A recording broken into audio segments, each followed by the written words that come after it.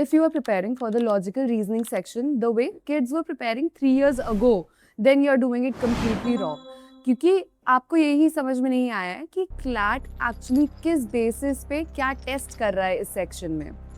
सो पहले क्या होता था, बिफोर 2020 काफ़ी सारे पजल्स होते थे, अरेंजमेंट्स होते थे, डिकोडिंग के क्वेश्चंस होते थे.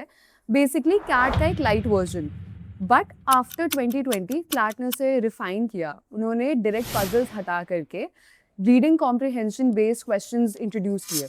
अब उससे हुआ क्या, अब असर्शन रीजनिंग बेस्ड क्वेश्चंस आ गए, arguments, inferences, passage based questions. इस टाइप की चीज़ें हमसे लॉजिकल रीजनिंग के सेक्शन में पूछी जाने लगी, basically critical reasoning.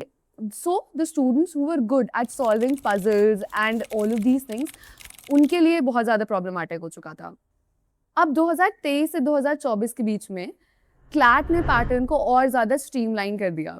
They started focusing on clarity over complexity, and there were fewer trick questions as compared to the way they were when they had introduced passage-based reasoning. So what happened was questions became simple, but उसके चक्कर में accuracy काफ़ी ज़्यादा drop हो गई. 2025 से 2026 के बीच में क्लैट ने logical reasoning के जो questions हैं उनको 4 fixed types में divide कर दिया है. अब टाइप 1 क्या था? Type 1 is step based questions. आपको एक बेसिकली एक सीक्वेंस दिया जाएगा and there will be a set of instructions जो आपको फॉलो करने होंगे. What is the consortium basically testing? Consortium ये टेस्ट करने की कोशिश कर रहा है कि क्या आप इंस्ट्रक्शंस को एज इट इज फॉलो कर पाओगे या नहीं कर पाओगे. That is what they are doing. Next type is caselet and deduction type questions. These are the most important type of questions. इसमें क्या करते हैं वो, इसमें एक छोटी सी सिचुएशन दी होगी एंड काफ़ी सारी कंडीशंस अटैच्ड होंगी उसके साथ. So they want you to figure out क्या ट्रू हो सकता है, क्या ट्रू नहीं हो सकता है, what is possible, what is not possible.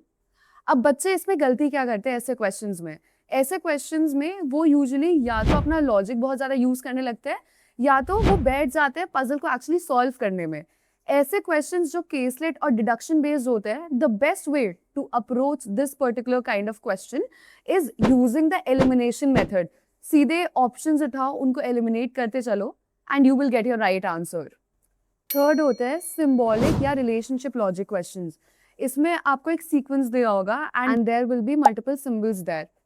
अब गलती यहाँ पे क्या होती है स्टूडेंट से, वो इन पर्टिकुलर सिंबल्स को मैथमेटिकली अप्रोच करते हैं, मैथ्स लगाने लगता है वहाँ पे, वही हमें नहीं करना होता है. अब फोर्थ टाइप क्या है, आपके अरेंजमेंट या स्केड्यूलिंग के क्वेश्चंस. अब इसमें किस टाइप के क्वेश्चंस आपको मिलते हैं? लोगो से रिलेटेड, डेज, पोजीशंस, डायरेक्शन. अब what do these questions look like? आपको स्लॉट्स दिए होंगे अरेंज करने के लिए, there will be people arranging and positions, time slots, basically काफ़ी सारे कंस्ट्रेंट्स दिए होंगे. वो ये देखना चाहते हैं कि क्या आप उस इंफॉर्मेशन को यूज़ करते हुए सिस्टमैटिकली या विजुअली अरेंज कर सकते हो इंफॉर्मेशन या नहीं.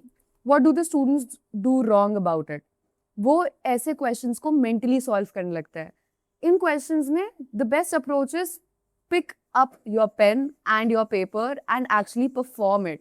यूज करो उसको, एक्चुअली फिजिकली सॉल्व करो. That is how you will definitely get the question correct. अब देखो पिछले 6 साल में अक्रॉस द लास्ट 6 ईयर्स एक चीज़ बहुत ज़्यादा क्लियर है कि क्लैट जो है वो लॉजिक को टेस्ट नहीं कर रहा है. वो टेस्ट क्या कर रहा है, वो बेसिकली आपका रीडिंग प्रिसिजन टेस्ट कर रहे हैं, आपके इंस्ट्रक्शंस फॉलो करने की एबिलिटी को टेस्ट कर रहे हैं. थर्ड चीज़ जो वो चेक कर रहे होते हैं कि आप कितना ज़्यादा ओवर थिंकिंग अवॉइड कर सकते हो, कंट्रोल थिंकिंग बेसिकली. तो अगर आप अभी भी 2018 के हिसाब से प्रिपेयर कर रहे हो, then you are making a big mistake. So stay tuned for the next video and I shall see you very soon.